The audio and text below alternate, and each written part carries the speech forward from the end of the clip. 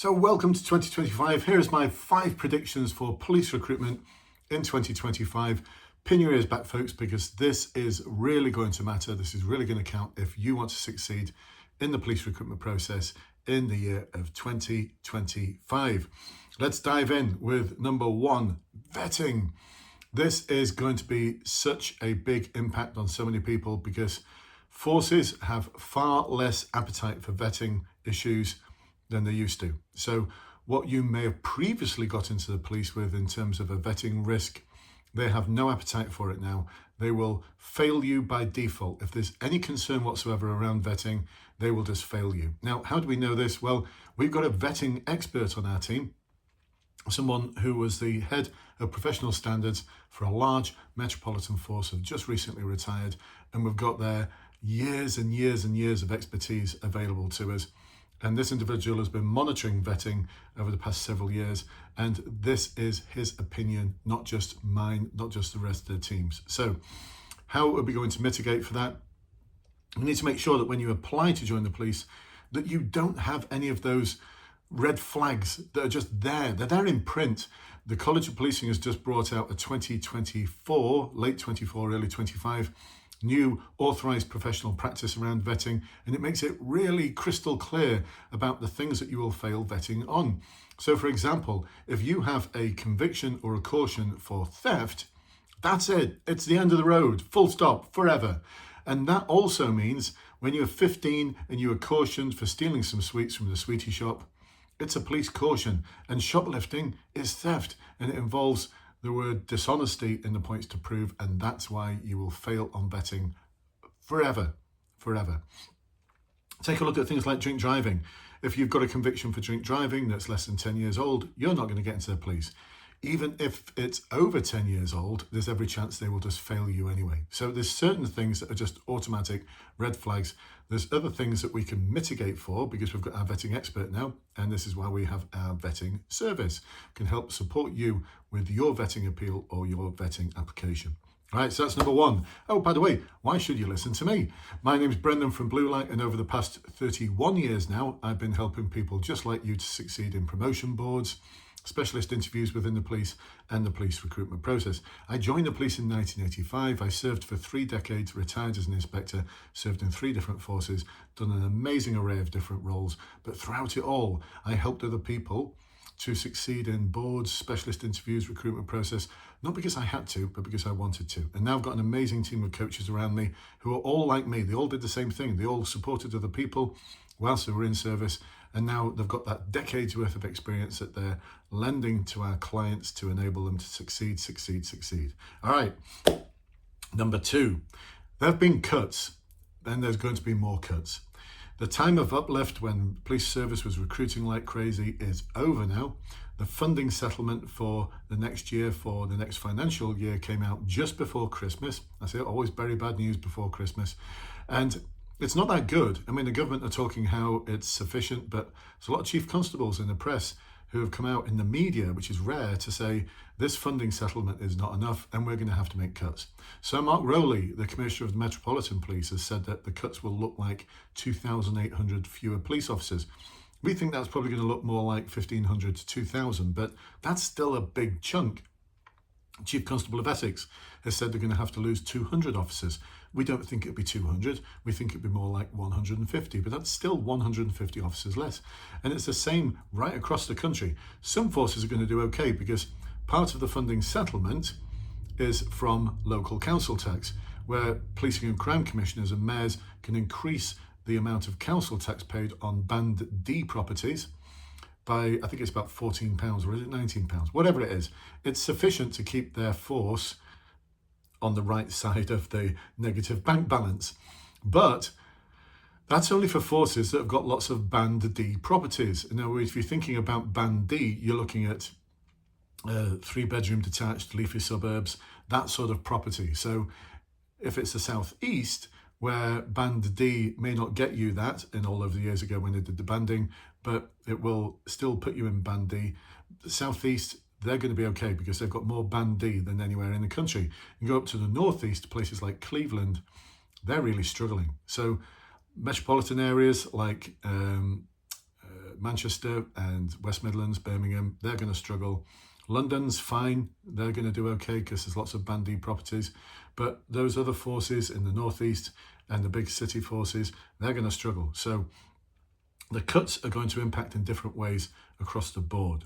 All right. So what that means is fewer officers being recruited, but the same amount of interest in joining the police, but just fewer places. And we've already seen some intakes getting smaller because quite a lot of forces knew this was on the cards and they started planning for it. The last intake of Greater Manchester police officers, I think, was about 18 strong. It's normally about 80 or 90. So that's the jump. That's the big difference. Okay, more about that after in point number 5. Number 3, we think there'll be a greater emphasis on values, and we're already seeing that. Why? Because of all of the scandals that have hit the press over the years. You can't open up the newspaper these days without seeing some police officers being sacked for gross misconduct or being sent to prison. And so we're seeing an increased sense of focus on values in final interviews. So more questions about what values are important, more scenario-based questions to test out your values, more questions, forward-facing questions to test out your values, and more rear-facing questions to determine have you actually exhibited those values that we're looking for. So we're seeing a lot more of that, a lot more of that. And the competency and values framework has changed. There's the value of courage now, which is in place to integrity. Integrity was always a bit wishy-washy. The value of courage makes it really, really clear what is expected of you in terms of behaviour, and also your behaviour in terms of challenging inappropriate behaviour. So we're seeing more questions around challenging inappropriate behaviour, how you would deal with someone who was demonstrating some form of inappropriate behaviour, whether it's misogynistic, racist, or just contrary to force policy. But we're seeing a lot more of that. So you need to prepare yourself for those sort of answers. Prediction number 4, a greater range of opportunities to join the police. So this is a good thing. Now, during Uplift, you either joined with a degree or you joined without a degree and you studied for a degree. But what that meant is that universities were asking for quite high A levels or UCAS points in order to do the police constable degree apprenticeship. So there wasn't much in the way of options there. You either had a degree or you had to commit to studying for a degree. And some universities were setting really, really high grades for entry into the PCDA. Northumbria Police, back in the day, I don't think it's the same anymore, but they wanted 3 Bs at A level. 3 Bs! Oh my goodness. That's like, I think 120 UCAS points, something bonkers like that. But a lot of forces were around 80 something. And so that's changed. Suella Braverman, when she was Home Secretary, as a result of a lot of pressure from policing and Crown Commissioners and Chief Constables, decided that there should be a non-degree entry route. So now what we've got is a police constable entry programme, which doesn't require a degree. We've got a detective constable entry programme, which doesn't require a degree. We've got the degree holder entry programme, which is still pretty awesome, but doesn't lead to a diploma as much anymore. We've got what I think is the best offer going if you want to get a degree and not have a huge, massive debt around your neck, is the police constable degree apprenticeship. We've got a policing degree entry route if you've done a policing degree. And we're also seeing forces, well, there's forces like CNC and the Ministry of Defence Police that have got AFO entries, or authorised firearm officer entries. And an unusual, we're seeing Avon and Somerset, they've got a neighbourhood policing route. Now, with the increased focus on neighbourhood policing with the current Labour government, we may see more forces doing that as well. So there's a greater range of opportunities. Downside of that is that some forces have only got one route open. More about that in a moment. So prediction number 5. Because there's less money, because there's the same number of people applying for fewer vacancies, what that means is more competition. Now, even during Uplift, according to government ministers, only 1 in 10 applicants were successful. Forces like the Met, we believe it's about 1 in 9, 1 in 10. Smaller forces, it's going to be 1 in 15 to 1 in 20. It depends on the force. But nationally, during Uplift, it was around 1 in 10. And last year, we believed it was probably around 1 in 10. Now, if there's fewer vacancies, that's going to change. It's going to get more competitive. And during austerity, I'm not saying we're going to return to austerity, but during austerity, what we saw was forces doing things like raising the pass mark. Now, there's one force out there that's already put it on their website to say that this is a competitive process and your marks at the online assessment centre will need to be high in order to get through to the next stage. So we're seeing that play out already, but there's not one force out there that's actually said the pass mark will be elevated from 55% to 65%. They've not gone that far yet. They're just saying you need to get a higher mark. So we're going to see that happen. What else are we going to see?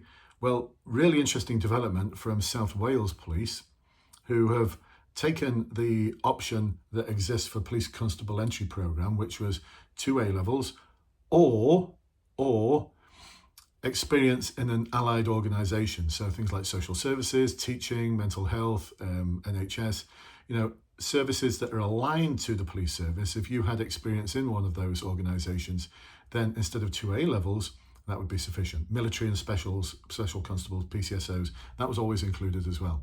Now, what South Wales Police have done is they've said 2 A-levels plus, and, it's not an or, and you must have 3 years of experience in an allied organisation within the last 5 years.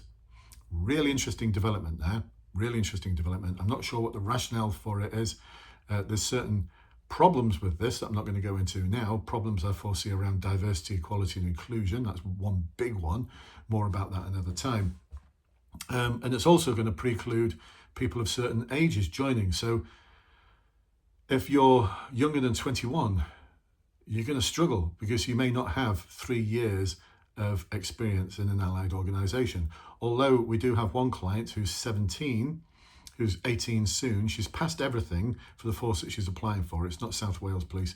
And she's going to be joining the police with something like 18 years and 1 month service in. We're so proud of her.